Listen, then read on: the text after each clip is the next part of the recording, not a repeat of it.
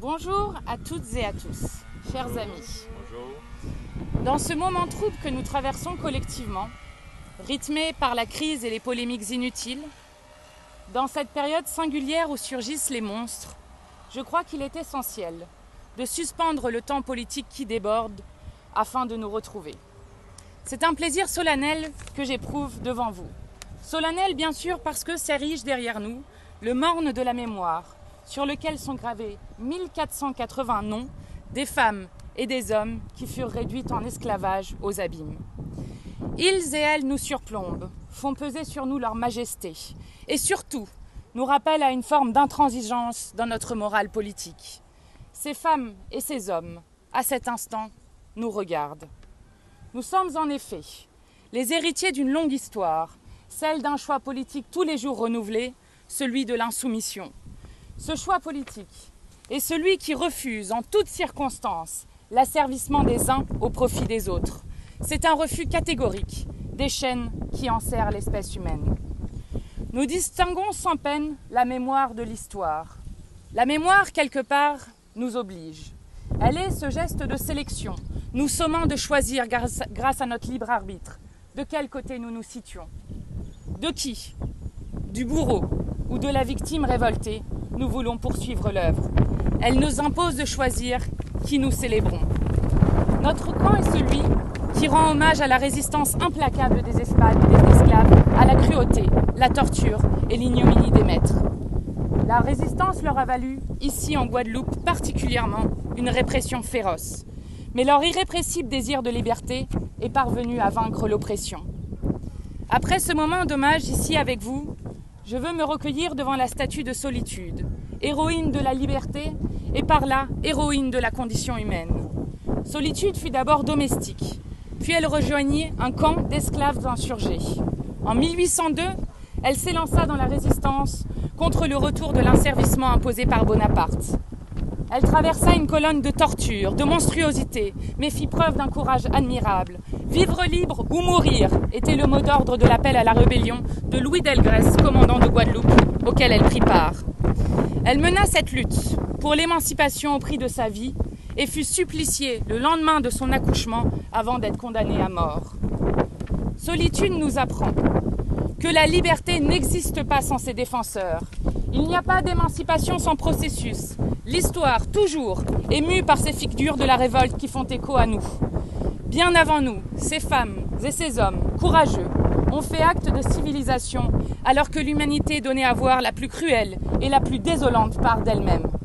Nous prolongeons leur héritage. Notre eurodéputé, Younous Omarjee, a défendu et obtenu la reconnaissance de l'esclavage comme crime contre l'humanité au Parlement européen. Mon collègue, Jean-Hugues Ratenon, a déposé une proposition de loi pour créer un jour férié national le 4 février, commémorant la première abolition de l'esclavage par la République française. Récemment encore, Jean-Luc Mélenchon s'est rendu à La Réunion pour commémorer son abolition. Oui, chers amis, nous avons une responsabilité historique, celle de briser la longue histoire de la domination humaine qui se poursuit de nos jours sous des formes nouvelles.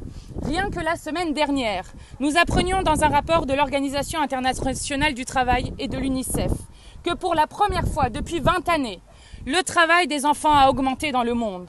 160 millions d'enfants forcés de travailler. La moitié d'entre eux a entre 5 et 11 ans.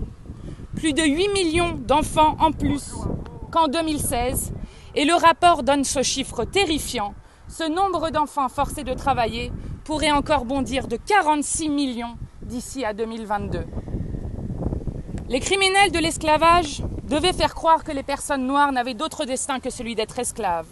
Pour cela, ils ont semé partout l'idée raciste, cette construction théorique répugnante leur permettant de soumettre et de traiter des âmes humaines en biens meubles. Ce crime était adossé à un système économique, lui donnant une raison mortifère d'exister. Ce crime est aussi la conséquence de la cupidité érigée en loi d'airain. Il prit pour prétexte les nécessités de l'économie contre la dignité humaine. Le poison se répand jusqu'à notre siècle, où l'on justifie l'écrasement d'une large part de la population maintenue dans la misère et la détresse pour la seule gloire d'un système économique devenu fou. La haine raciste trouve ici et là des entrepreneurs farouches qui fragmentent sans relâche la patrie républicaine. Nous refuserons toujours d'être dans le camp du mal. J'entends par le camp du mal, le camp contre le peuple. Aux diviseurs et aux cupides, nous disons, méfiez-vous, votre fin est proche. Non, la patrie républicaine ne se laissera pas malmener. Hier, nous étions des centaines de milliers à défiler dans les rues contre la violence et les idées d'extrême droite. Notre devoir est de faire œuvre de clarté quand tant d'idées confuses se donnent à voir. Et plus que de la clarté, chers amis, il nous faut rallumer une lueur d'espoir. Celle-ci est au bout du chemin. Notre mouvement est celui qui défend, sous toutes ses formes, l'émancipation contre l'oppression, la liberté contre l'injustice, le libre arbitre contre l'asservissement. Nous ne sommes rien d'autre que des êtres de liberté. Nous y arriverons, chers amis. Nous y arriverons car l'histoire nous scrute, inquiète, et qu'il est de notre devoir de lui faire prendre la voie de l'intérêt général humain. Nous y arriverons car, comme le disait une autre grande combattante de la liberté, Harriet Tubman, la femme qui sauva 300 esclaves des plantations du Maryland. Comme elle le disait, chaque grand rêve commence par un rêveur ou une rêveuse. Rappelez-vous toujours que vous avez en vous la force, la patience et la passion d'atteindre les étoiles pour changer le monde. Merci à vous.